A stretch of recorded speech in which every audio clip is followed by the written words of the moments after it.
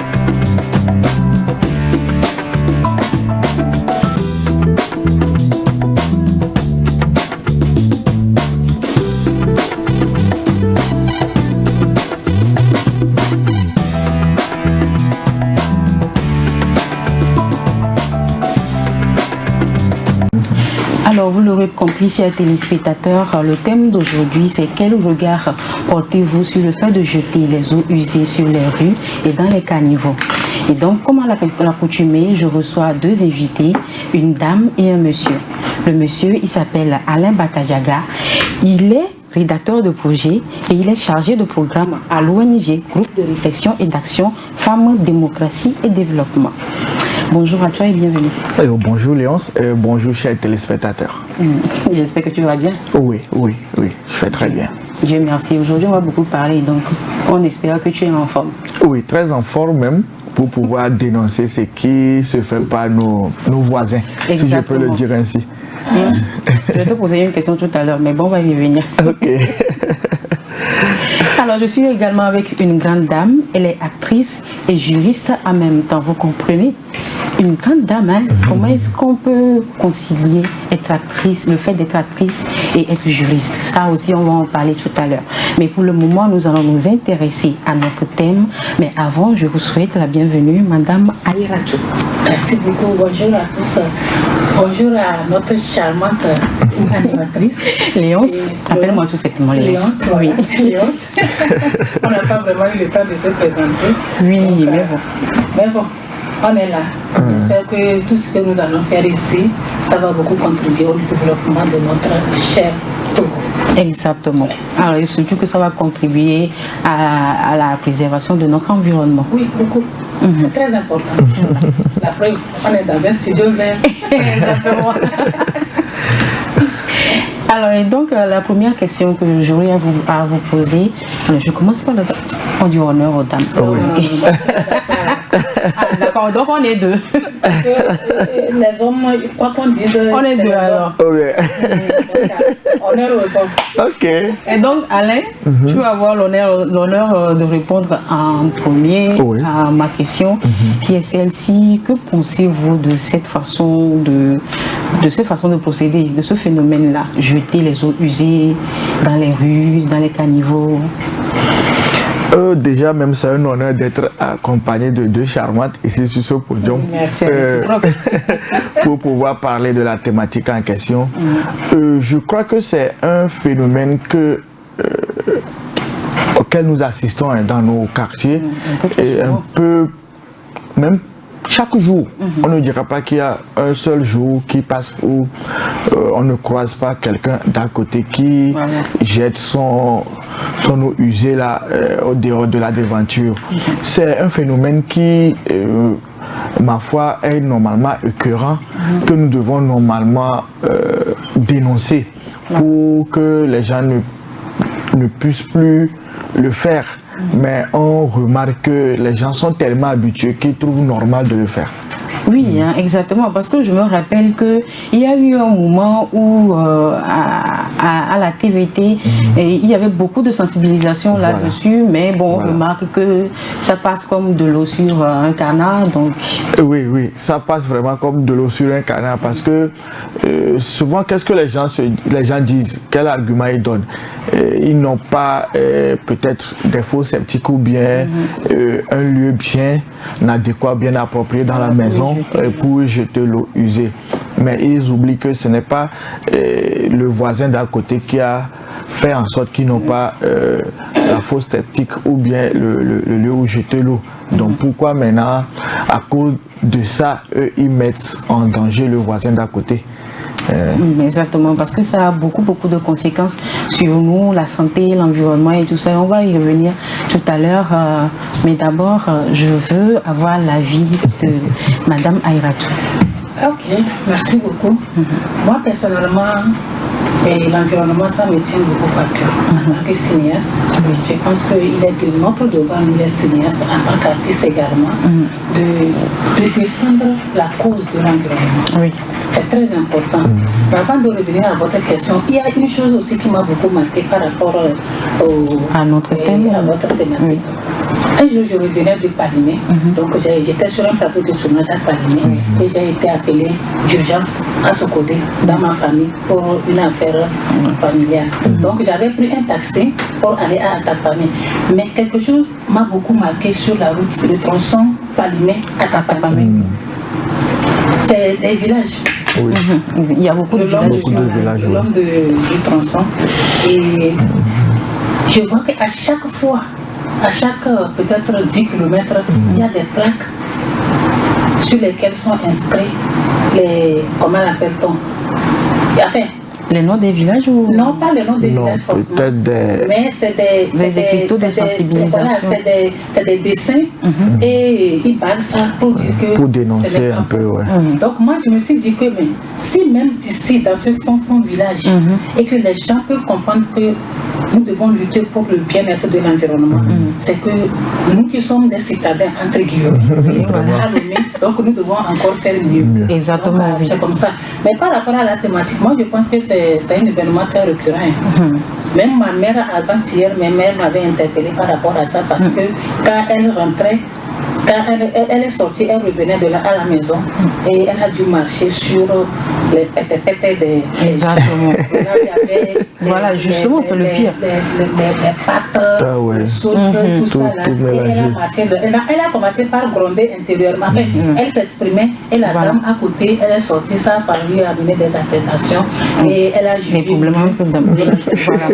Elle te dit que ce n'est pas normal, quand bien même que... Pas du tout. Non, pas du tout, parce que même chez nous, on dit que quand ce que tu manges, quand tu revois ça dans cet état-là, ça ne donne plus envie de vraiment manger. Parce que tu t'imagines la nourriture que toi tu as savourée, au lendemain, tu vois ça comme ça, versé, comme ça, et dans quel état les gens marchent dedans. Qu'en est-il de votre santé? Exactement. Alors, justement, en tant que dame, par exemple, comment est-ce que vous pouvez penser qu'on peut procéder? Parce que moi, je me dis que, d'accord, jeter les eaux usées, ok, je comprends, je peux comprendre.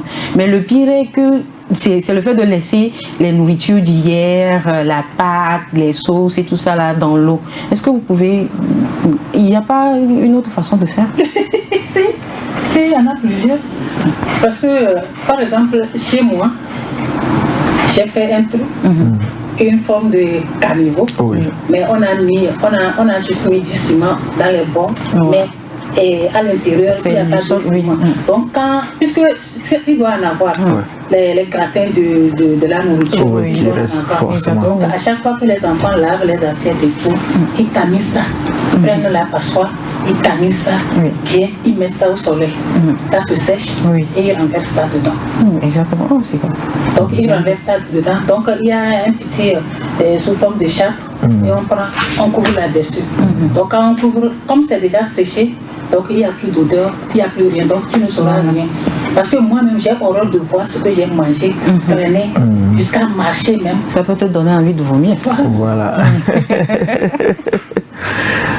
Alors donc, comme je le disais tout à l'heure, c'est quelque chose qu'on a souvent l'habitude de remarquer. Et même, je me dis que quand tu es dans une maison, supposons tu es dans une maison fermée où tu n'as pas accès à une route, où c'est-à-dire que tu es là où tu es là, tu peux pas, toi-même tu auras honte d'aller jeter les eaux usées dehors.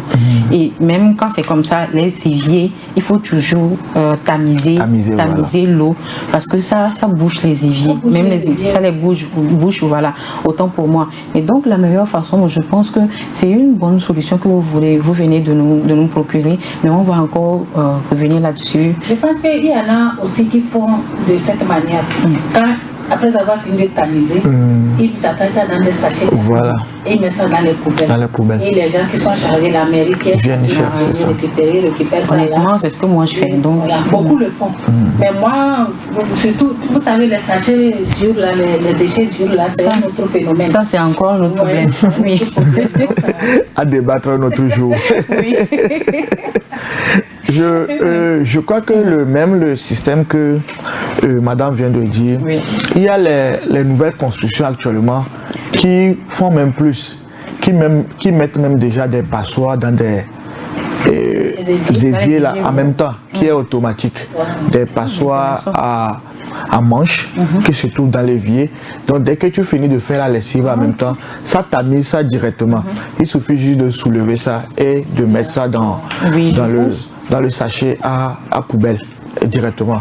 Donc je crois que nous devons déjà commencer par féliciter les nouveaux architectes et techniciens là, qui construisent déjà les nouvelles constructions là, et qui le font. Donc on doit vraiment solliciter la population à utiliser la méthode en question. Et ça facilite le tamis par rapport aux déchets qui restent dans les passoires. Alors moi j'aimerais revenir sur un point. Selon vous, qu'est-ce qui fait que depuis là, tout ce qu'on dit, ça, les gens, on a comme l'impression que ça ne dit rien à la population, genre ils s'en foutent et chaque fois, ils sont surtout, bon, je dirais pas que ceux qui sont souvent plus dans des quartiers beaucoup plus populaires et tout ça là, genre ça ne les gêne pas quoi. On a l'impression que ça ne les dérange pas du tout. Qu'est-ce qui peut amener ça? Moi je crois qu'il faut dans un premier temps choquer les gens. Il faut montrer vraiment les conséquences de ce phénomène.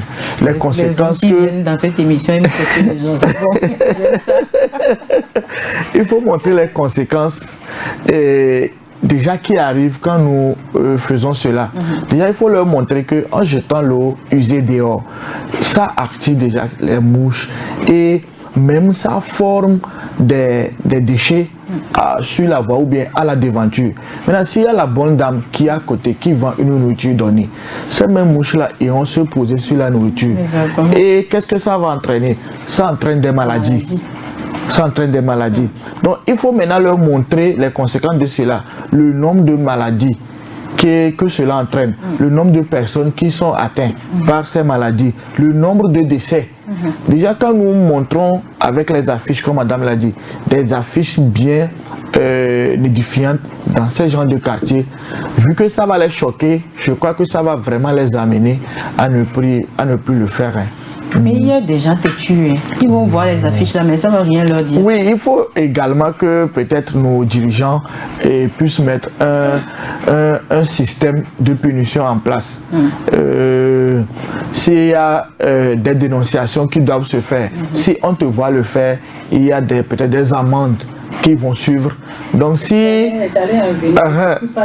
c'est ça. Mais vous l'avez coupé quand même. On était jeunes, je veux dire quand j'étais enfant, et j'entendais, mais moi j'ai grandi dans un campus, et ma mère elle peut. Mais à un moment donné, et on a déménagé en ville. Donc, j'entendais ma grand-maman, paix à son âme aujourd'hui, elle dit, non, Et je vais aller en langue maternelle. Il n'y a pas de souci. Donc il y a un système de la mairie à l'époque qui avait mis un dispositif, qui avait des agents spécialisés pour ça. Ils se promenaient dans les quartiers apparemment, puisque il y a en civil, ils ont des trucs. Donc quand ils voient qu'à ta devanture maintenant, il y a ces genres de trucs, des patates là, donc ils vont te prendre. C'est les agents d'hygiène, non? Les agents d'hygiène, à la police et tu seras amendé. Donc rien que pour ça, ma grand-mère qui était qui venait d'un camp peu a compris que moi je ne dois pas faire ce genre de choses. Et je pense que c'est ça. On a besoin de ça actuellement. C'est ce dont nous avons besoin actuellement. Que la mairie fasse son travail. Parce que ces gens-là, s'ils sont là, je pense que les gens vont avoir peur. Parce que l'homme est comme une bête. Excusez-moi de dire. L'homme grand cache bien sûr. Mais c'est vrai. S'il n'y a pas un bâton derrière, voilà, ils vont pas comprendre. Il ne faut rien faire. Parce que, imagine, quand moi je dis à mon enfant, enfin à mon petit enfant de 2 ans que ne jette pas leurs ordures ici. Il m'a posé la question, mais pourquoi? Pourquoi, il veut savoir. Il veut savoir pourquoi. Tu veux qu'on te pique? Il m'a dit non. Il dit, si tu jettes les ordures là-bas, on viendra te piquer. Il a dit dans ce cas, il a eu peur. Voilà, comme vient de dire monsieur, du coup, il faut choquer les gens. Exactement. Il faut qu'il y ait aussi des cobayes. Oui. Par exemple, dans ces quartiers populaires, alors qu'ils souffrent de beaucoup de maux. C'est vrai. Ils souffrent de beaucoup de maux. Beaucoup de soucis de santé, mais de dans pollution. ça, même quand toi tu te dis que mais ce que vous avez fait là, ce n'est pas bon, on va t'insulter. Mais au lieu que toi, un citoyen lambda vienne dire que ce que vous avez fait là, on va vous pénaliser, il faut que la mairie même, c'est-à-dire l'État, puisque la mairie c'est l'État, il faut que l'État même punisse ces genres d'abus, parce que ce sont des abus que nous portons fatalement à l'environnement. Je pense que c'est une très bonne idée, parce que j'ai remarqué que les Togolais, entre guillemets, ont un peu peur des corps habillés. Donc, si on fait ce genre de choses, ça peut les amener. Par exemple, si vous arrivez à Zongo, si vous arrivez à Zongo, je ne sais pas comment les gens se débrouillent. Dans la rue, dans les ruelles, même s'il y a le goudron là-bas, ils vont jeter l'eau sur ça. Exactement. Mais c'est vraiment, mais c'est bizarre. Hein. Vous, en tant que, j'aimerais poser cette question. C'est pas pour faire de la discrimination ou quoi que ce soit. C'est juste pour comprendre.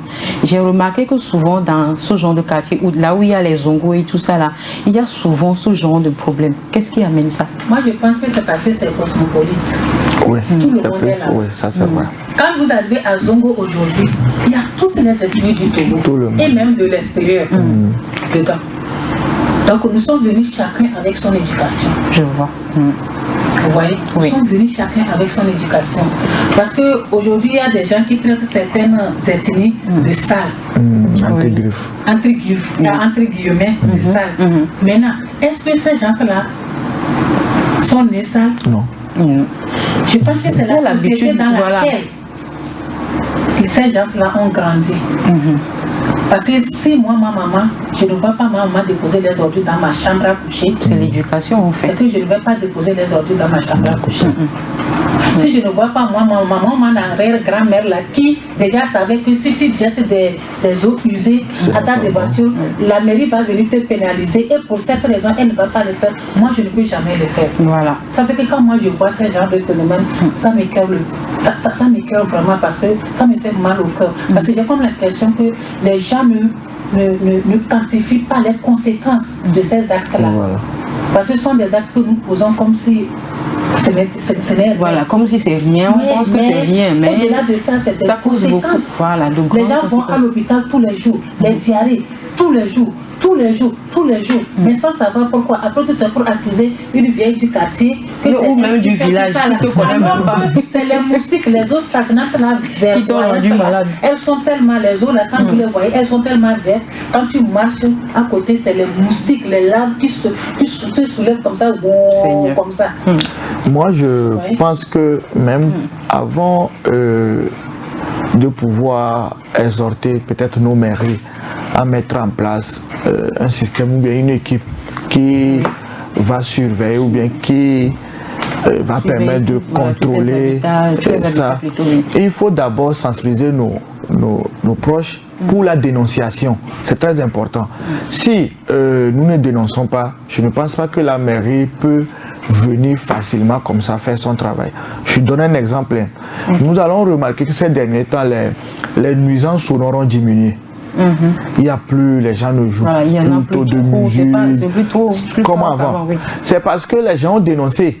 Et quand maintenant les mairies passent, ils viennent ramasser le matériel qui cause le bruit là en question.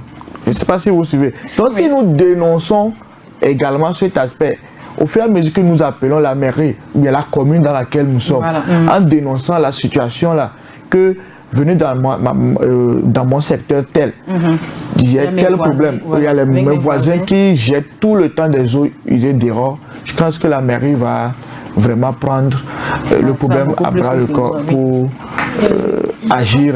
C'est en cela que je fais aussi un appel, je lance un appel sur comment on les appelle? Alors, on va y arriver tout à l'heure. Non, c'est pour aller dans la même... Dans ce sens, d'accord, oui. C'est qu'il y a CDQ, non? Oui, la CDQ. Voilà. Normalement, c'est le travail des CDQ. Oui. Puisque c'est eux qui veillent à la propriété du quartier. Oui. C'est eux qui veillent au bon déroulement. Voilà.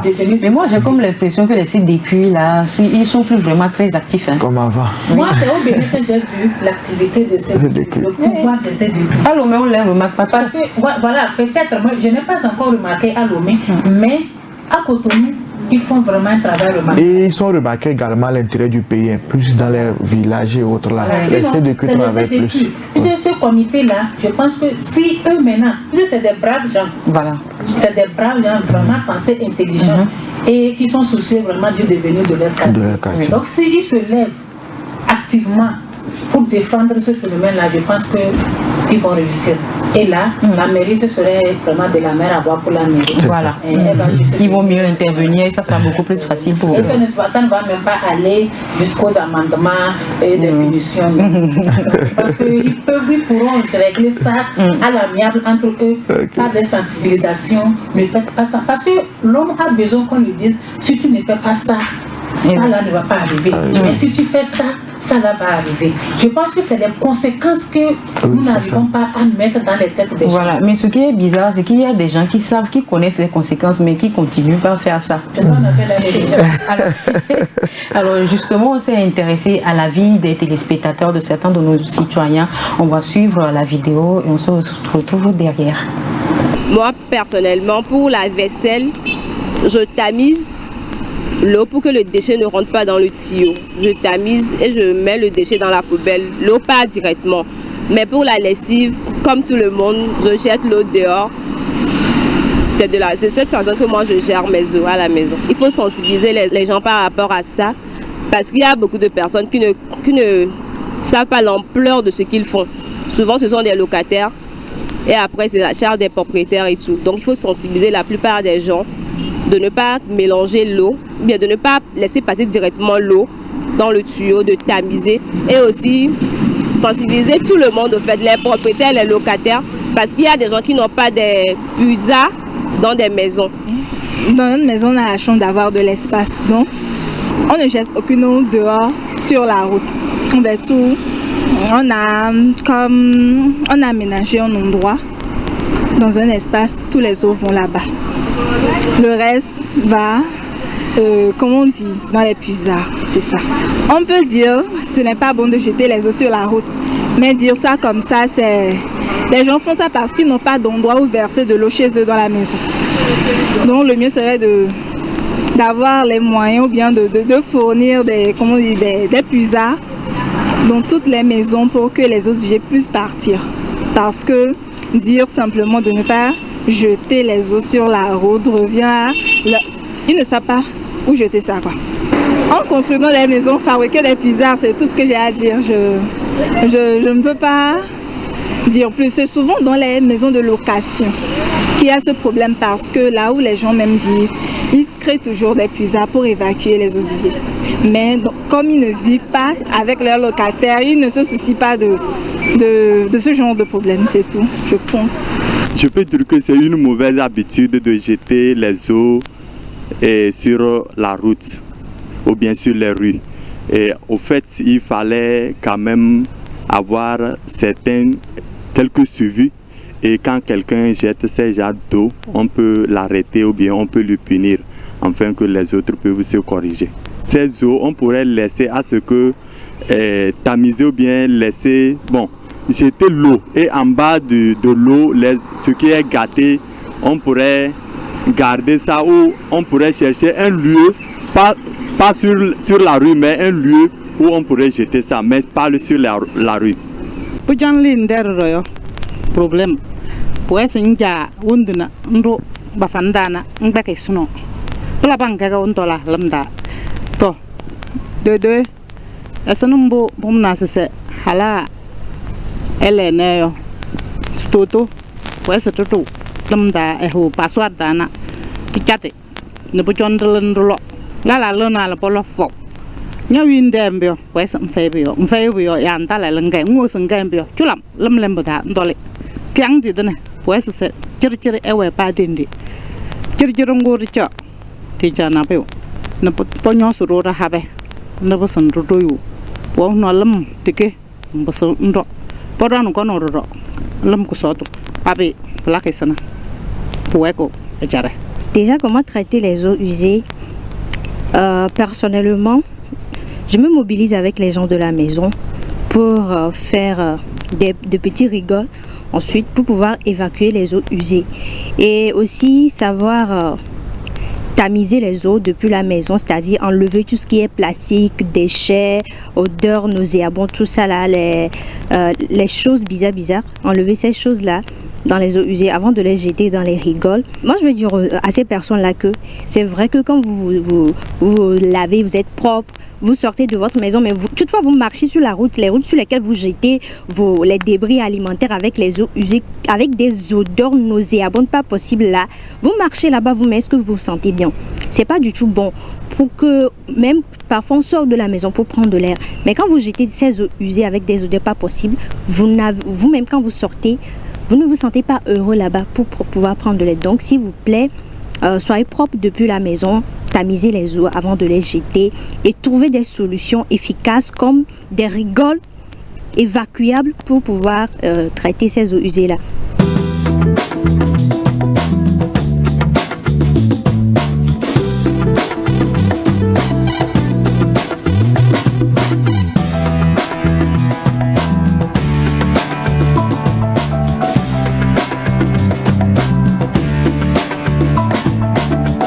Alors, c'était là quelques-unes des interventions de nos concitoyens, des téléspectateurs, et je pense que la plupart ne sont pas du tout d'accord. La plupart dénoncent ce genre de phénomène et on espère que cette émission aura un impact vraiment sur ce genre de pratique et que ça changera à l'avenir. Et donc, nous allons beaucoup plus aborder le volet qui est beaucoup plus trait à l'environnement. C'est le fait de jeter également, parce qu'il y a certains qui se disent que les caniveaux, c'est pour qu'on jette des choses dedans, quoi. Donc, quand ils sortent là, chaque fois, ils jettent tout ce qu'ils veulent, les sachets, les eaux usées, ils jettent tout ça là dans les caniveaux, alors que ça a des conséquences sur notre environnement. Alors, dis-nous, Alain. Oui, les histoires des caniveaux. Au fait, ça te rappelle quelque chose? Oui, beaucoup de choses même. Au fait, pourquoi il faudrait qu'on se pose la question de savoir, surtout nous la population, pourquoi dans les années 90 on appelait Lomé Label et aujourd'hui c'est difficile de dire encore Lomé Label. C'est très difficile. Oui, c'est très difficile parce que c'est compte tenu de ce que nous posons comme acte. Et nous prenons déjà les caniveaux où on dit il y a la mairie ou bien il y a des structures qui viennent ramasser les ordures, collecter les ordures chez nous. Mais les gens décident déjà de leur propre gré de ne pas souscrire à ces structures ou bien à ces agences-là. Oui, parce qu'ils estiment qu'ils n'en ont pas besoin. N'ont pas besoin et on les voit maintenant aller jeter ces ordures-là dans les caniveaux. Or, quand nous prenons ces caniveaux, les caniveaux-là sont faits plutôt pour évacuer les eaux de pluie et même les eaux usées que nous utilisons à la maison où nous avons eu à faire notre fosse septique. Il y a normalement un système de drainage qui se met en place ou qui draine directement ces eaux-là vers les caniveaux. Vous voyez. Mais quand nous venons jeter maintenant nos eaux et nos déchets là dans ces caniveaux, nous oublions que ça bouge ces caniveaux. Et quand ça bouge ces caniveaux, et demain il n'y a plus, et que l'eau n'arrive plus ça veut dire que ça va à circuler, l'eau de circuler. On voit que maintenant l'eau doit forcément chercher sa voie. Voilà. Et quand la voie là, se débrouille. La voie là maintenant se trouve dans notre maison et que l'eau là se dirige vers notre maison, on crie haut qu'il y a inondation, que nos caniveaux sont mal faits et autres. Or, au même moment, on oublie que quand les caniveaux ont été faits, c'est pour pouvoir drainer les eaux. C'est nous maintenant, en retour, qui avons bouché ces caniveaux. On oublie cet aspect et maintenant on crie à ce qu'on vient nous aider dans cette inondation. Au même moment, on oublie que la personne que nous sommes en train d'appeler pour l'aide, cette même personne a déjà trouvé la solution en amont que nous avons gâté à notre... Voilà. Avec notre propre initiative. C'est ça. Alors, dites-moi, madame, souvent on remarque que les services d'hygiène, je pense c'est la NASAP, souvent quand ils font les curages de caniveaux et tout ça, tu vois toutes sortes d'ordures et même du sable dans ces caniveaux-là. Qu'est-ce que ça vous procure comme sensation, comme sentiment? Moi, je me disais que normalement, ça ne devait pas être comme ça. Parce qu'à chaque fois, quand tu vois des honnêtes citoyens qui sont en train de s'atteler à la tâche pour pouvoir évacuer, pour que nous puissions vivre dans un environnement sain, ils ont des difficultés. Un jour, j'avais assisté à une scène comme ça, où on était en train de marcher, d'aller, et quand il y avait eu un petit souci avec le service, le personnel, qu'ils n'ont pas signé pour ça. Parce que c'est bizarre. Certainement qu'ils étaient en train d'évacuer, enfin, d'enlever les déchets, le sable. Donc, c'était tellement bouché que pour eux, ce n'est pas l'argent qu'on devait leur payer pour ce travail-là. Ça se comprend. Ils ont dit qu'ils ne vont plus le faire. C'est tellement compliqué. Et il y avait les Indiens même qui s'étaient attroupés pour mieux comprendre la chose. Et ils disent que non, que c'est tellement dur à enlever que même les pioches, ils n'arrivent plus. Ils n'arrivent pas. Les pelles, quand ils mettent effectivement, quand moi je suis tellement curieuse, je leur ai dit mais pourquoi? Et ils ont dit que madame, écoutez, venez, il faut regarder. Quand il a mis la pelle comme ça, il a mis le pied sur ça. C'était trop dur. Ça ne passait pas. Parce qu'il y avait tellement.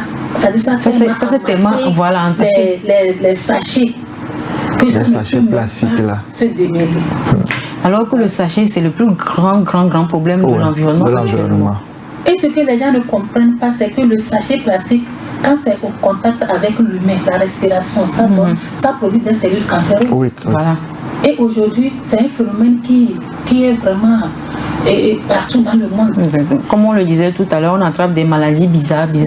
Et après, on se dit que c'est les vieilles du quartier ou bien les vieilles du village. Mais non. Moi, je pense que c'est un moyen aussi, enfin une occasion de saluer cette entité, ces braves personnes, qui est typiquement verte. Franchement, c'est une bonne initiative, elle est tellement louable. Merci. Parce que c'est un endroit où aujourd'hui l'on peut vraiment venir parler de ces problèmes, pour que tout le monde, chacun puisse, aussi minime soit-il, mettre la main à la pâte pour que nous puissions vivre dans un environnement sain. Parce que si on ne vit pas dans un environnement sain, il y a des conséquences. Il y a beaucoup trop de conséquences et surtout les conséquences néfastes. Il y a des conséquences, les maladies, le palu. C'est vrai que quand les enfants sont malades, il y a des gens qui sont heureux. Mais comment est-ce qu'on peut être heureux quand son enfant est malade? Qui sont heureux. Ok, dans ce sens, oui, je comprends. Mais quand même, imagine dans des quartiers populaires où il y a les moustiques. Il y a même un enfant qui est en train de ramper dans l'eau verte là, dans l'eau stagnante verte là. Demain, la petite attrape ou bien le bébé attrape la diarrhée chronique. Si on ne prend pas du soin, c'est la mort assurée. Moi, je dis, même au-delà des sachets qui bouchent les égouts, aux caniveaux et autres, il y a le problème de sable aussi. Comme on a eu à le dire par rapport aux eaux usées, où il faut tamiser l'eau par rapport aux déchets. Moi, je me rappelle que quand on était enfant aussi, quand la maman balaye la maison, elle a un système de tamis aussi où elle tamise juste les ordures où maintenant le sable reste encore à la maison. Mais on remarque que les gens actuellement ramassent tout avec le sable et vont jeter ça dans les caniveaux. Nous, notre génération, là, on sait plus bien faire les choses. On balaye là, on sait plus bien faire. Donc c'est normal. Toi, tu balayes, tu ramasses tout ce que toi tu trouves que tu te dis que tu as balayé. Il faut vraiment sensibiliser les gens par rapport à ça et mettre également ce système en place pour que les gens puissent tamiser également les ordures et mettre la différence entre les ordures et le sable pour ne pas que même le sable puisse encore aller boucher nos caniveaux et nos égouts. Alors justement par rapport à ça, au sable, est-ce que il n'y aurait pas un système de comment est-ce que je dirais ça? Bon, disons tout simplement un système qui permettrait à l'État, que l'État peut adopter pour pouvoir séparer les eaux aussi du sable. Oui, il y a un système qui se fait. Même déjà chez nous à la maison, il y a certains paniers que les gens fabriquent qui tamis les ordures avec le sable. Quand vous versez ce que vous avez eu à balayer chez vous dans le panier, il y a un système de tamis qui est là où ça tamis, il y a les ordures qui restent en haut et il y a le sable qu'on retrouve en bas.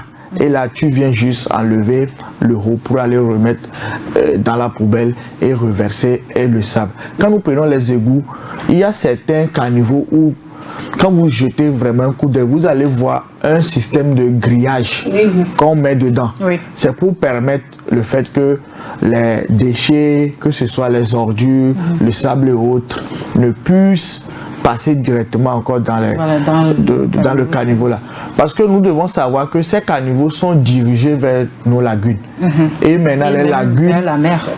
Les lagunes là sont dirigées vers la mer. Vous voyez un peu. Maintenant si c'est ça, si ça pollue les lagunes, automatiquement la mer est polluée. C'est polluée. C'est encore les animaux aquatiques sont en danger. Et maintenant ça revient vers nous. Nous allons remarquer. Ah, c'est ça. Après, c'est pour dire que les gens vendent des produits infestes alors que c'est pas ça. C'est pas ça. Qui créons tout ça. Nous allons même remarquer, même ces derniers temps, que c'est difficile de trouver les poissons dans les lagunes maintenant par rapport à avant. Avant, on voit même des enfants qui attrapent facilement les poissons dans les lagunes. C'est grâce à la manière dont nous jetons nos ordures là, qui maintenant polluent les lagunes et les rivières là, qui font que les poissons même arrivent également par rapport à ça, le ministère des Ressources halieutiques aussi, ils ont été obligés d'instaurer les pauses pêche pour que les poissons puissent régénérer et beaucoup plus mieux nourrir la population.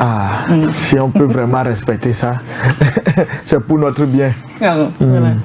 Alors donc, on arrive presque à la fin de cette thématique. Alors dites-nous, est-ce que vous avez un dernier mot à l'endroit des téléspectateurs, du gouvernement, des médias, des artistes, parce que tout le monde est concerné. Et merci beaucoup. Moi, j'ai un appel.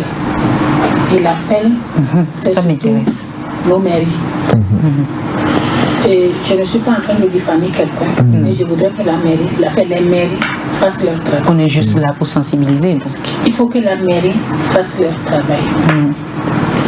Parce que avant, si je peux me le permettre, on voyait les gens en gilet qui se promenaient dans les quartiers. Mais moi, je n'ai jamais vu ça. Oui, je pense que c'est les agents, comme on le disait tout à l'heure, c'est les agents de service d'hygiène qui contrôlent tout ça. On appelait ça tant cassé, je ne sais pas dans quelle langue, mais chez nous, c'est comme ça, les appelait tant cassé. Donc, si au moins ces gens-là, ce mécanisme-là est mis en place, je pense que les gens vont avoir peur. C'est vrai. Et je pense et aussi de mettre, je ne sais pas, moi je suis cinéaste et je parle aussi cinéma. Si on peut faire des petites capsules de 3 minutes, 2 minutes, pour pouvoir sensibiliser la population, tout en incluant les conséquences que cela, nos actions, les conséquences qui en découlent de nos actions, nos propres actions, nos propres abus à la nature. Je pense que l'homme n'est pas bête. Non, pas du tout. Hein. Nous allons comprendre. C'est que nous avons juste besoin d'un petit pouce pour nous aider à comprendre que ça, c'est comme les mathématiques. Tu ne comprends pas, tu ne comprends pas. Quand tu tombes sur un bon professeur qui t'explique ça, tu sais que A plus B égale ça marche. Donc la population n'attend que ça. On a besoin qu'on annule il ne sert à rien de venir, il sert à rien de venir dire à quelqu'un ne jette pas l'eau dehors. Il va même pas te regarder. Il va même pas te regarder. Mais tu seras obligé de lui dire, si tu fais ça, voilà, ça va stagner. L'inondation, nous sommes en train de créer les inondations. Quand les sachets durs là vont aller se stagner dans les caniveaux, l'eau ne passe pas, ça va revenir chez nous. Voilà, chez nous. Et maintenant pour marcher même, à Zongo par exemple, à un moment de pluie, tu laisses ton véhicule dehors. Sur le goudron, tu mets les bottes, tu t'habilles en bottes. Parce qu'il n'y a pas de place pour garer. Tu t'habilles en bottes pour venir sur le goudron. Tu es là-bas avec ton bouloir où il y a l'eau dedans, ou bien un bidon d'eau. Tu viens sur le goudron maintenant, tu enlèves les bottes, laver tes pieds, et tu te réhabilles. Chaque jour pour aller au boulot. Oui, pour prendre ta moto ou bien ta voiture pour aller au boulot. Et c'est la routine tous les jours. Donc, pour éviter ce genre de choses, aujourd'hui, ils ont fait un grand caniveau qui draine l'eau vers Zongo. Vous allez voir que ça a quitté quelque part, je ne sais pas, mais j'ai vu ça a traversé la route. C'est un système de drainage. Aujourd'hui, déjà, avec ça, il y a eu une avancée considérable. Donc, si au moins l'État peut multiplier ces genres d'actions, pour que au moins la population puisse vivre sainement. Mais je reviens toujours sur la mairie. Non, c'est bon, ils ont compris. Parce que la mairie, il faut qu'elle comprenne qu'elle a un rôle très important. Je pense qu'ils ont maintenant compris. Donc il faut vraiment qu'elle comprenne. La mairie, là, il faut qu'elle comprenne. Il faut qu'elle comprenne vraiment. On a besoin de ça. On a besoin de multiplier les actions. Oui, ça va venir, ça va venir. Je suis sûre qu'après cette émission, il y aura beaucoup plus de retours. Moi, je suis là, justement, c'est pour ça que j'ai voulu qu'on en parle. Il faut pas que je parle. Bon, Alain, oui. Non, moi je vais vous tenir. Il y a monsieur. Je suis là pour ça, ne vous inquiétez pas. Bon, moi je pense que à l'endroit des médias, il ne faut pas que les médias soient fatigués de pouvoir dénoncer, non. Il faudrait que la dénonciation au niveau des médias, les sensibilisations puissent se faire au jour le jour. Dès que ça se fait, on dit souvent que à force de répéter, ça va forcément, c'est ça, et les gens vont forcément pratiquer cela. Et à l'endroit de la population, c'est de pouvoir dénoncer ceux qui font ce genre de pratiques. Il faudrait qu'on puisse vraiment dénoncer ça. C'est ça. Sans dénonciation, ça serait difficile pour entre les autorités là de pouvoir agir. C'est ça. Et il faut également que nous sachions, nous mettons en avant les conséquences qui découlent de ces actions-là. Et je reviens un peu en arrière, si vous le permettez. Quand nous parlons même des eaux usées là, on oublie même les gens qui jettent même les eaux de leur douche là dehors. Quand ils finissent de se doucher, ça voudrait dire qu'ils n'ont même pas de fosse septique ou un système qui draine l'eau de la douche. C'est des seaux qu'ils mettent derrière, qui reçoivent l'eau de la douche et qui jettent dehors. Il faudrait vraiment qu'on s'attelle à sensibiliser la population par rapport à ça. Ça me rappelle quelque chose, mais si on veut en parler, ça va prendre du temps. On est un peu pris par le temps, non? On va revenir là-dessus une autre fois. Alors, merci. Je pense que c'était votre dernier mot par rapport au thème. Voilà. Et on va faire une toute petite pause pour souffler un peu avec un clip. Et c'est bien sûr d'un artiste togolais. Et on se retrouve juste derrière. Donc, je pense que c'est Paki Sinzou. Oui.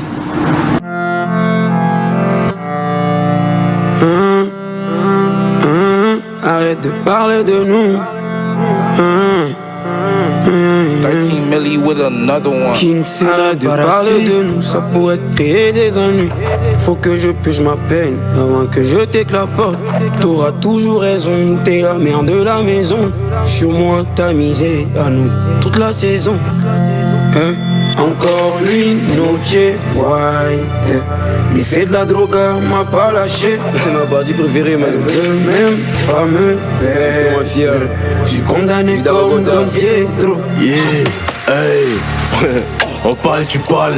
Car à toi si on gagne. Paki, Machette, pénètre dans les organes. Je suis sur la route du succès, déjà habitué au Dodan.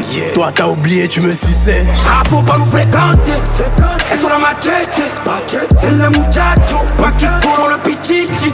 Sous les crimes dans la picanto. Nous qu'on paquette. Je suis pas trop courtois. Gâté, pas de pourboire pour toi. Elles en chichi, on est les deux gros nyawe na ko. Wa quelqu'un wa tourner nyawe l'enco. Coucou pape, ok que les yanyenka. Crainte mafia encore et encore. Zéro accord, encore et encore. Bouler dans le corps, si on n'est pas d'accord. Zéro confiance, je vais compter encore. Compter tout le jet, encore et encore.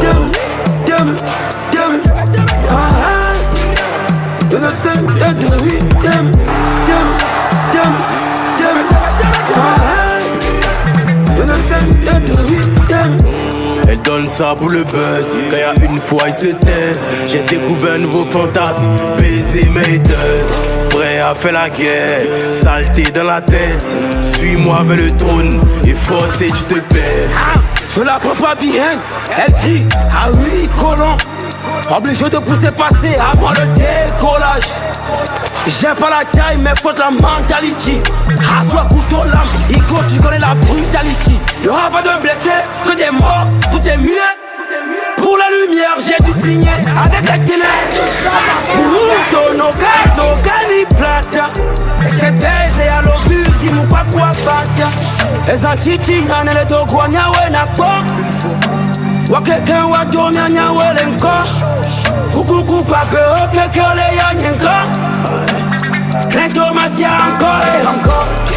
Zéro accord, encore et encore. Bouler dans le corps, si on n'est pas d'accord. Zéro confiance, je vais compter encore. Compter tout le jet, encore et encore.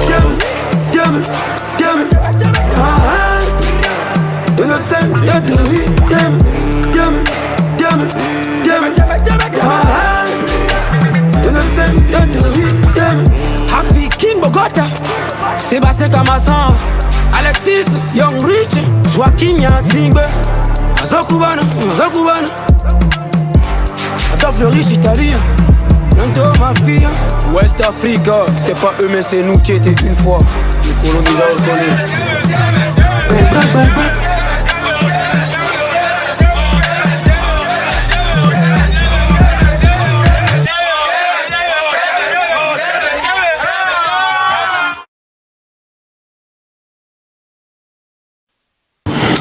C'était là notre artiste du moment, on featuring avec Imra de la Côte d'Ivoire et le titre c'était Assaut. Alors nous arrivons à un moment un peu plus détente de cette émission et il s'agit du thème pour distraire la galerie. Alors dites-moi, le thème aujourd'hui, notre mini-thème d'aujourd'hui, ça dit ça. Que feriez-vous si, à votre retour du voyage, vous remarquez que votre ex est fiancé à votre père et entre-temps, le papa n'était pas au courant de votre relation avant que tu ne partes. C'est ça. Donc, alors dis-moi, quelle serait ta réaction? C'est pourquoi on dit souvent de pouvoir montrer nos conquêtes à nos parents. Ah, exactement, tu vois maintenant. Quand il y a des deux machins. Voilà. Voilà. Bon, c'est un thème un peu...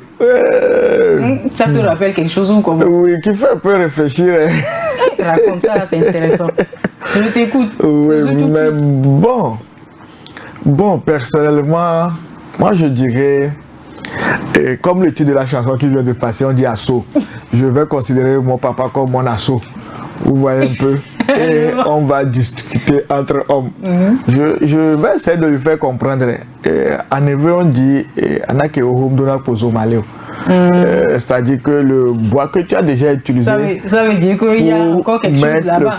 Forcément, le bois là peut prendre vite. Donc, surtout en ton absence, le papa a bien pris soin de la dame. Voilà. Il peut arriver que un jour, quand la dame va arriver, que ça ne soit pas chez le papa, mais que ça soit à nouveau chez moi. Donc pour éviter ce genre de confrontation, je dirais à papa tout simplement, bon, de laisser la dame à son jeune enfant qui est encore jeune et de l'avenir devant lui pour pouvoir continuer ce qu'il a eu à laisser avant son voyage. Je te rappelle que ton papa est veuf. Non, mais le papa va forcément comprendre. Et je pense que, vu que je le considère comme mon assaut, je vais forcément lui trouver une autre qui sera à sa taille. Bon, maintenant, si la fille ne veut plus de toi? La fille ne veut plus de moi. Oui. Donc moi, je vais tout faire pour que mon papa aussi puisse quitter la fille. Ah bon? Ouais. Ouais, ça veut dire que tu gardes le bonheur de ton papa? Non, ce n'est pas le bonheur. Moi, par rapport à cette histoire, je me dis, nous sommes forcément en Africain. On a entre guillemets des interdits. Des interdits. Il peut arriver, c'est même pas il peut arriver. Déjà que c'est mon papa, forcément on va manger en table et on va forcément également manger dans la même assiette. Donc, si je vois un peu les conséquences qui tournent autour de cette situation, il va forcément que... Oui, c'est ça, nos us et coutumes que... Si tu n'étais pas africain. Bon, si j'allais même... je parle en tant qu'Africain, mais s'il faut me mettre dans la peau d'un non-africain qui vit, peut-être qui est né là-bas à l'extérieur et qui ne considère pas nos mœurs ici, je crois que, bon, vu que c'est une ex et que le papa jugeait bon, moi je peux les laisser continuer leur histoire d'amour. Alors j'ai quand même remarqué que les gens ne tiennent plus compte de ce genre de choses parce qu'ils se disent que ça n'existe pas sans savoir que ça agit, quand même. Il y a des... Ce n'est pas pour aller... Vous voulez un peu d'eau? Ça m'a échappé. J'ai failli faire quelque chose. Ou bien vous voulez qu'on vous change de place? Non, on a presque terminé, oui. Comme je suis devant la... Je comprends. On aurait dû mettre à l'aise. Mais ça va. En fait, tu as touché un point où les gens ne considèrent plus ce côté. Non, mais il y a des décès auxquels nous faisons face. Que les gens pensent que c'est des maladies, mais ce n'est pas des maladies. C'est des trucs, des décès qui viennent plutôt de ces genres de situations qui se passent entre parents et entre amis. Donc moi je pense que... Alors, oui, quelque chose comme ça. On appelle ça nouveau.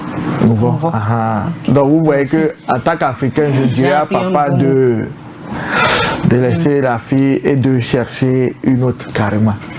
Bon, maintenant, Madame Aïratou, dites-moi. Bon, de toute façon, c'est la famille qui gagne. Donc la fille reste en famille ou bien? C'est la famille qui gagne. Si la fille ne reste pas chez l'enfant, elle reste chez le papa. Et justement, en tant qu'Africain, il va falloir qu'on réfléchisse à ça. Parce que le papa il est veuf, il ne peut pas s'attendre à ce que la fille soit sortie déjà avec son... Voilà. Du coup, mais moi personnellement, je vais me taire. Pourquoi? Je vais me taire parce que il ne faut pas qu'on soit aussi égoïste. Ça c'est de l'égoïsme. Est-ce que c'est de l'égoïsme? Parce que quand tu reviens, que tu te rends compte que ton papa il est heureux avec cette fille. Ce n'est pas une croqueuse de diamants. Et qu'elle aussi, elle est vraiment heureuse auprès de l'homme qu'elle a choisi. Elle aussi, elle ignorait que c'était ton papa. Voilà. Bon, on suppose. Mais non, c'est ça. L'histoire, c'est ça, elle ignorait. Dans les familles, franchement, les gens se sont tués. Mais est-ce que c'est de l'égoïsme, le fait de dénoncer ça? Non. C'est de l'égoïsme. Je ne pense pas. Parce que ça dépend. Moi, je pense que c'est de l'égoïsme. Parce que c'est vrai qu'il y a nos interdits. Il y a des interdits. La fille aussi, si elle est vraiment une femme honnête, quand elle te voit rentrer à la maison, elle va en même temps dire au monsieur. Elle va dire au monsieur, voilà, je suis sortie avec ton fils. Il y a des cérémonies à faire. Exactement, j'allais y revenir. Il y a des cérémonies. Oui, mais si tu ne le dis pas, on ne pourra pas faire ce genre de cérémonie. Donc, il faut forcément le dire. Franchement, parce que là, quelqu'un qui vient de perdre sa femme et qu'aujourd'hui, il est en train de trouver, entre guillemets, son bonheur. Je ne pense pas qu'il faut le lui arracher de sitôt. Oui, mais bon, est-ce que c'est une dénonciation? Bon, en faisant savoir ça au papa que c'est comme ça, c'est une ex, je pense que même si le papa aura gardé toujours la femme en question, vu qu'il est heureux, il y a des démarches à faire qu'il va le faire, mais en ne le disant pas Moi, je crois que ça met en danger un peu vos vies. Hein. Non, mais moi, je pense que vu l'ego d'un homme, entre guillemets, je pense que le monsieur, le fils, il sera forcément obligé. Oui, moi, je vais... Parce qu'il se dit que ça à son père, parce qu'il voit que... Ou peut-être que c'est la fille qui l'a quitté et que lui n'était pas d'accord. Pas forcément non, ça. Attends, il y a ça aussi. Il y a le fait que peut-être c'est la fille qui l'a quitté que lui n'a pas été d'accord. Il n'a pas été d'accord. Voilà, peut-être qu'il va... Par vengeance. Il a trouvé son sugar daddy. Tout en ignorant que son sugar daddy, c'était le papa de... Il y a aussi cet aspect-là qui n'est pas négligé. Maintenant, le garçon maintenant va... Enfin, il va forcément, il va forcément chercher. Non, c'est plutôt ça qui rentre. Même si ça n'intéresse plus à la fille, il va se dire que non, que c'est son ex. Et aussi, il y aura des harcèlements. Voilà, exactement. Il y aura des harcèlements parce qu'il va vouloir, puisque si la fille ne veut pas passer aux aveux, il va vouloir menacer la fille. Et par ça, il y a des attouchements, des choses. Voilà. Et si moi je suis à la place de la fille, en tout cas, dès l'instant où tu rentres à la maison, tu le dis avant même que...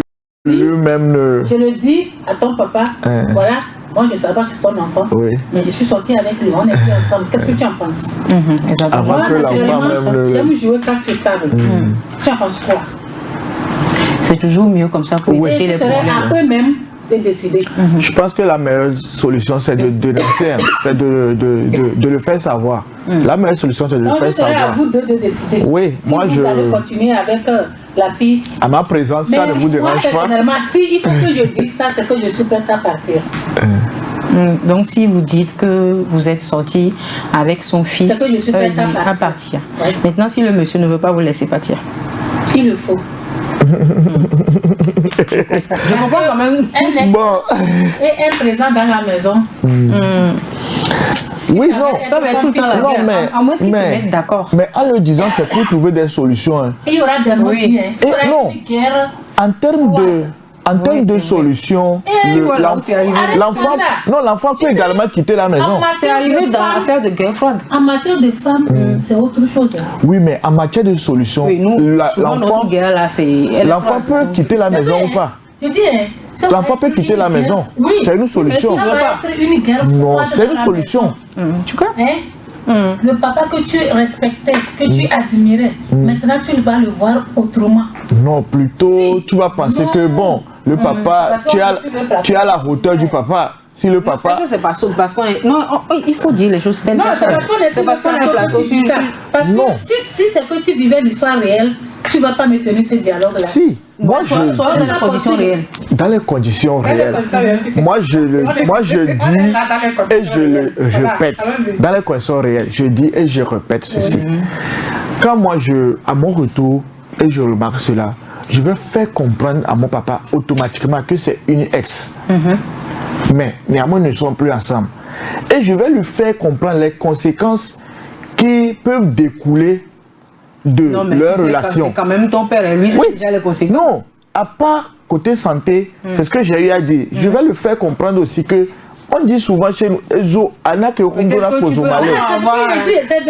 peut encore revenir. C'est de ça que je parle. Donc, pour éviter tout ça, la solution, c'est soit moi je quitte la maison, soit ils vont se concerter, ils vont rompre.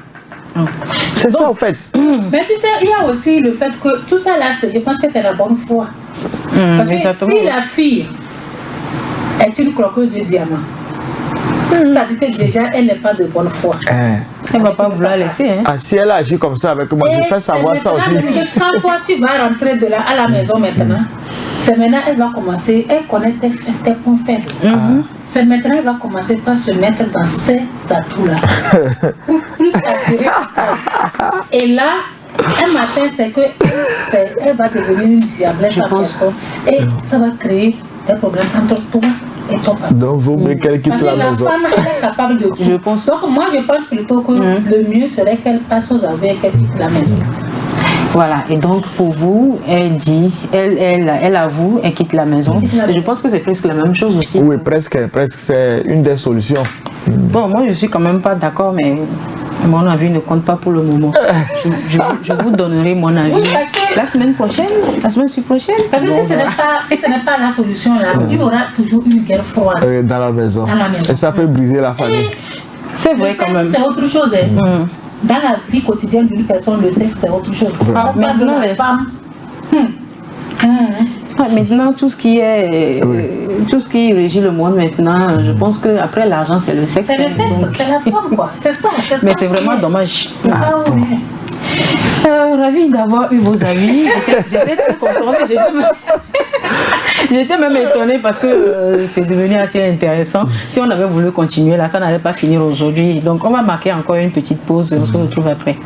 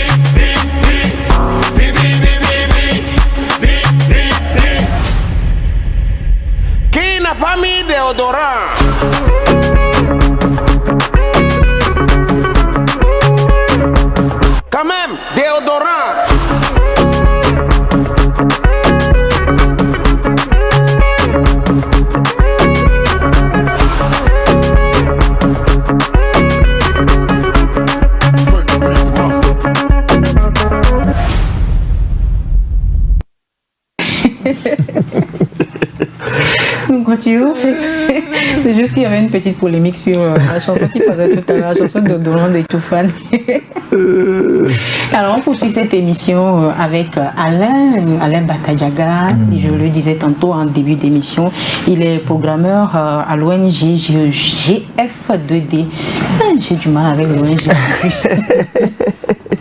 GF2D. Alors dis-nous, quelles sont vos activités là-bas? Ok, je dirais le GF2D, c'est le groupe de réflexion et d'action Femmes, Démocratie et Développement. C'est une ONG qui œuvre pour les droits des hommes. Des hommes avec grand H. Ah, d'accord. C'est ça, en général. C'est ça, en général. Mais plus précisément, droits de la femme et de la jeune fille. Ah, d'accord. C'est ça.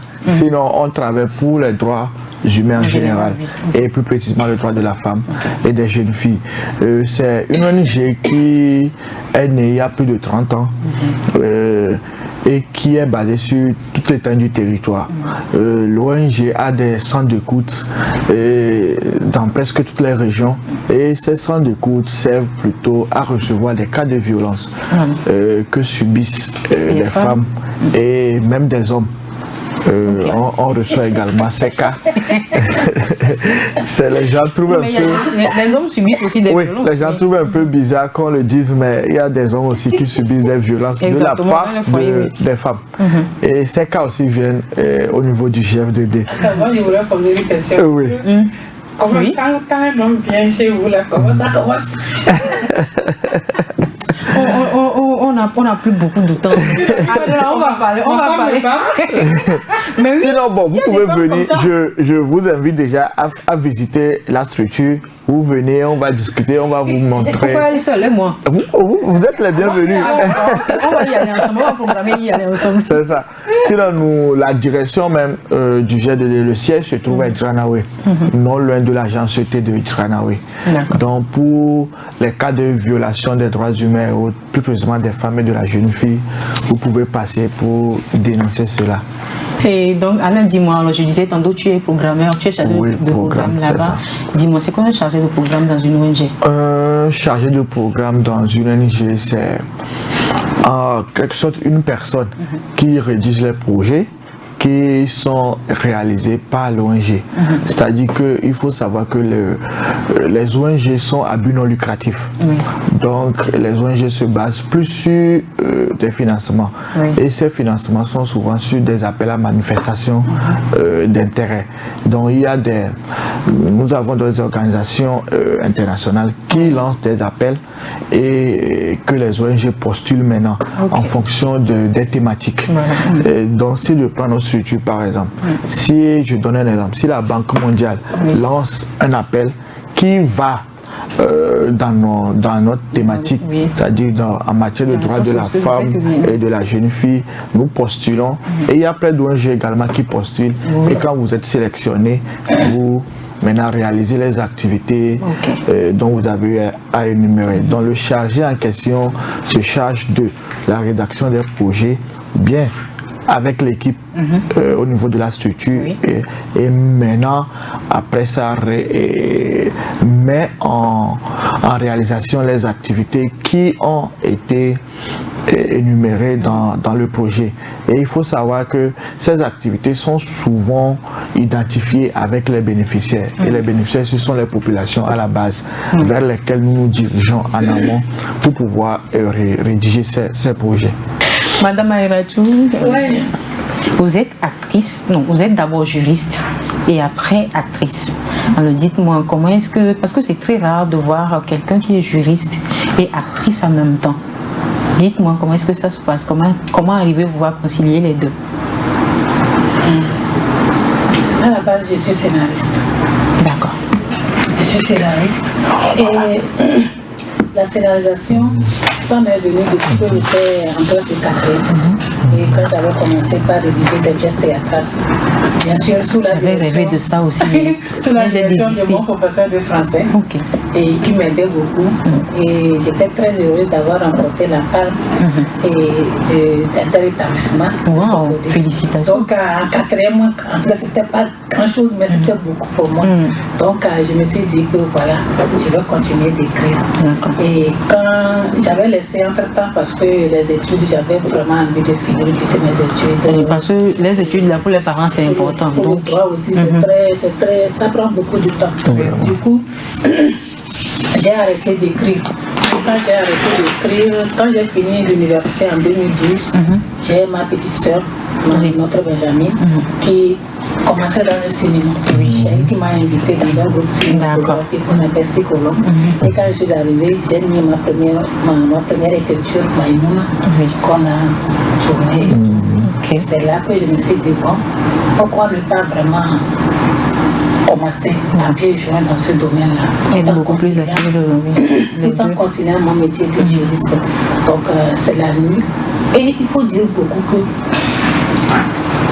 les histoires que j'écris souvent, ça me vient aussi des histoires que j'ai vécues. Ok. Parce que j'écris beaucoup sur la femme, la jeune fille. La jeune fille. Donc vous allez travailler avec Alain. Oui, je suis en train de voir. Ça serait vraiment une longue collaboration. Donc j'écris beaucoup parce que je suis aussi d'une tradition très compliquée où la femme est vraiment limitée. Oui, je comprends. J'ai une petite idée là-dessus. Donc il faut quand même dénoncer vraiment. Ce genre de trucs. Moi je me dis que écrire c'est bien, mais combien de personnes lisent aujourd'hui? On est plus nombreux. Mais par le cinéma, je suis capable de toucher des milliers de personnes. Et peut-être que par mois, il y aura au moins une famille qui va changer. Et comprendre que la jeune fille traditionnelle a aussi des rêves. Et qu'elle vaut au même titre que le jeune garçon. Exactement. Amener à l'école une jeune fille à l'école, ce n'est pas une faveur. C'est un devoir. Voilà. Donc moi, c'est le canal que moi j'ai trouvé pour pouvoir faire passer mon message. Et dans ça, je suis devenue actrice. Et j'espère que ça se passe bien et que le message passe à chaque fois que vous agissez dans ce sens. Oh, ce n'est pas toujours vérifié parce que quand on avait même fait le... C'est pas si simple. Non, c'est pas si simple. Quand on avait fait le messager de la ligne de M. Foli Bazé, où j'ai eu l'honneur d'être actrice principale, quand on a projeté Saint-Socodé chez moi, j'ai eu des répercussions très négatives. Parce que je ne devais pas dénoncer ça. Ça les a énervés. Ça les a énervés. Je ne devais pas. Vous avez dit plus haut, c'est que les gens pensent bas, mais... Alors que c'est... Et moi, il y a une délégation qui est venue voir mon père. En ce moment, mon père était encore en vie, qui le pose en père aujourd'hui. Et mon père m'a appelé que, on me vient écouter. Et j'ai posé la question à ces gens-là. Vous avez combien de femmes? Chacun 4. Et vous pensez que vos enfants, là où ils sont aujourd'hui, c'est là-bas que vous voulez que vos enfants soient? Qui dit que c'est Dieu qui donne? J'ai dit non. Moi, j'ai vu des gens dont les noms sont restés dans les puits de leur maison parce que la polygamie que moi j'ai dénoncée. La preuve, dans ce film-là, le messager de la Lune, c'est un message qui était clair. C'est la polygamie, les répercussions de la polygamie. C'est vrai que ça réussit à certaines personnes, peut-être. Pas à tout le monde. Alors moi, mais en tout cas, 80%, ça ne réussit pas. Parce que chaque maman veut que son enfant aille loin. Voilà. Il y aura des coups bas. Et de cette même manière, il y a des coups bas. Voilà. Il y a des gens dont les noms sont enterrés dans les sous-sols de leur maison. Par une marâtre, une seule peut-être qui va foutre la main dans c'est compliqué. Et elle va vouloir que c'est seulement ces enfants qui vont évoluer. Voilà. Et le comble, c'est que ces enfants n'évoluent pas. Voilà. Parce qu'on dit chez moi, il ne faut pas forcer le destin. Quand tu mets une marmite sur le feu et que tu ne veux pas que pour l'autre s'active, c'est que pour toi ça va même pas être chaud. Voilà, quand tu veux du mal à ton prochain, c'est que toi aussi tu n'es pas épargné. Parce que ces gens de personnes-là qui le font, leurs enfants, eux, ils tombent sur une calebasse, ça ne se casse pas. Donc moi, mon canal, pour dénoncer ces genres de pratiques, pour qu'on puisse comprendre que la jeune femme africaine a besoin de nourrir ses rêves et de devenir, elle n'est pas une pondeuse à enfants. Non, nous avons des rêves et on n'a qu'à nous laisser aller loin dans nos études, dans nos rêves. Voilà. Si on continue, on tape poteau, on revient. Là, on aurait quand même essayé. Vous n'allez pas taper poteau. Voilà. Et la plupart des fois, on ne tape pas poteau. Non. On réussit bien. C'est rare. C'est très rare même. On réussit bien. Maintenant, quant à votre question, comment je considère, moi je pense que c'est très facile, c'est une histoire de planning. Voilà. C'est une histoire de planning. Et puis j'ai un conjoint aussi qui me comprend, qui comprend mes programmes. Merci à vous, tonton. Je comprends notre dame. Donc, j'ai un conjoint qui me comprend, qui comprend mes programmes et qui sait que c'est ce que j'ai envie de faire. C'est ça. Et comme il sait que c'est ce que j'ai envie de faire. Ça, c'est rare. Il faut toute passion. Et voilà. Parce que le cinéma aujourd'hui, ce n'est pas que de l'argent d'abord. Mais maintenant, nous avons fait du cinéma un métier. Il y a eu une petite question qui vient de m'arriver à l'esprit. Est-ce que vous avez eu une fois embrassé un acteur?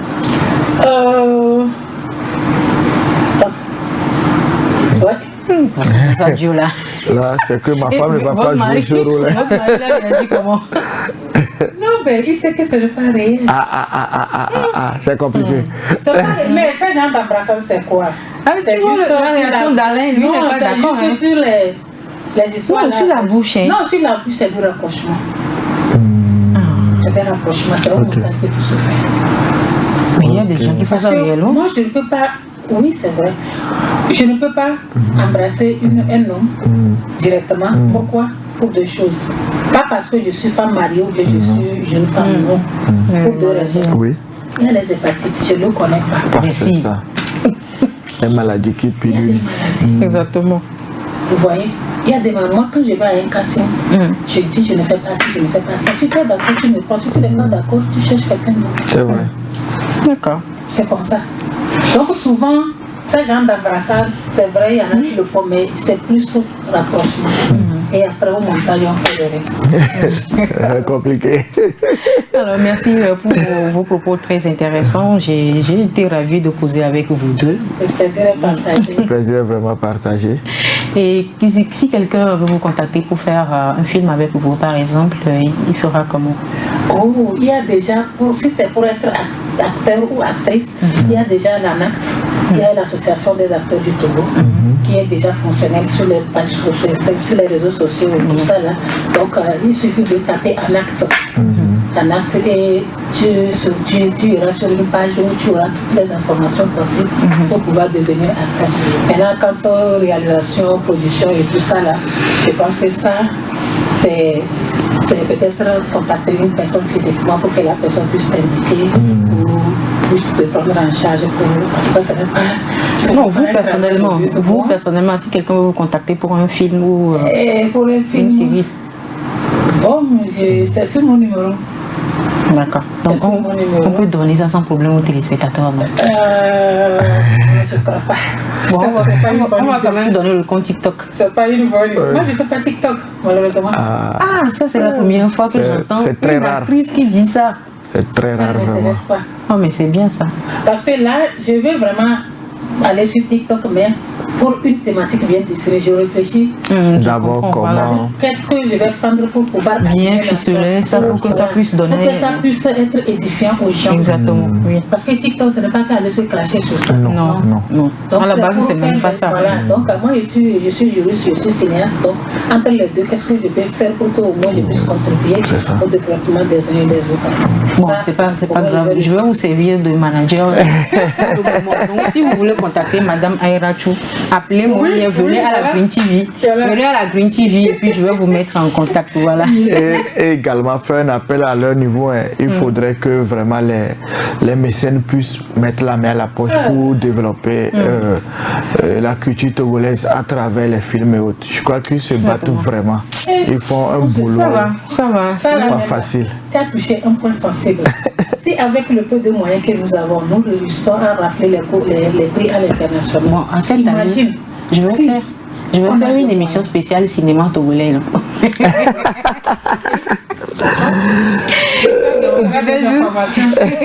C'était juste, on est juste un peu appelé par le temps.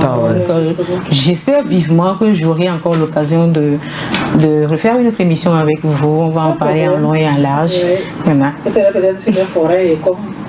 Oui, pourquoi pas. Le forêt, la description. Mais le cinéma comme ça avec l'environnement. Oui, exactement. Comme ça, après, on verra avec vos films qui ont trait à l'environnement et tout ça. On va en parler, en discuter et voir ce que ça va donner, la répercussion que ça aura sur la population après. Alors, et donc, je disais tout à l'heure, pour joindre l'ONG GF2D, il faut appeler au 91 62 24 65. Et je rappelle que l'ONG est située à Rijanawe, en face de l'agence CET. Voilà. Alors, comme je le disais tout à l'heure, merci, je vous remercie. C'était un plaisir de pouvoir discuter avec vous. Merci à vous également, chers téléspectateurs. Je remercie également l'équipe technique et on espère que vous serez toujours branchés sur la Green TV International. Restez câblés, nos programmes continuent.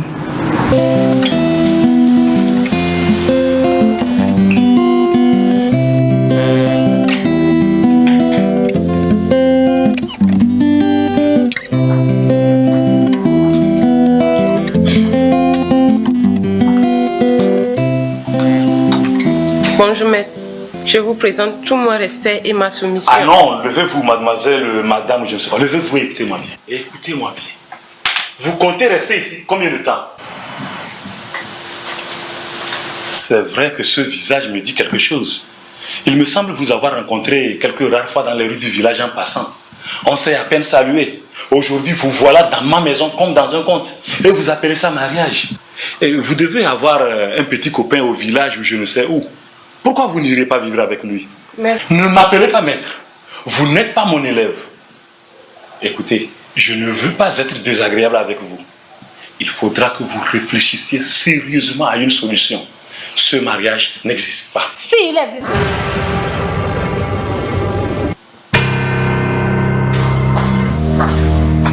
Tu perds la tête ou quoi? Un homme a-t-il deux cœurs? Et puis, c'est une blague ou de l'hypocrisie? Rien de tout ça, Makani. À mon avis, tu caches des choses. Et au cas où tu ne l'aurais pas constaté, la situation est bien plus compliquée que tu ne le penses. Bonjour Mina. Bonjour, grande soeur. Il me semble que les choses doivent être réglées sérieusement et à tête reposée. Cette situation n'est pas une simple fiction. Mais il faut que tu partes. Tu risques d'être en retard. Bonjour papa. Bonjour les enfants. Bien dormi? Oui papa. Bonjour madame. Non, nous c'est. On ne dit pas bonjour madame. Bonjour maman. Bonjour maman. Comment t'appelles? Elle s'appelle Maman Mina. Maman Mina, comment s'appellent tes enfants? Moussi. Il est temps de partir, non? Merci. Bonne journée. Merci maman. Allons-y les enfants.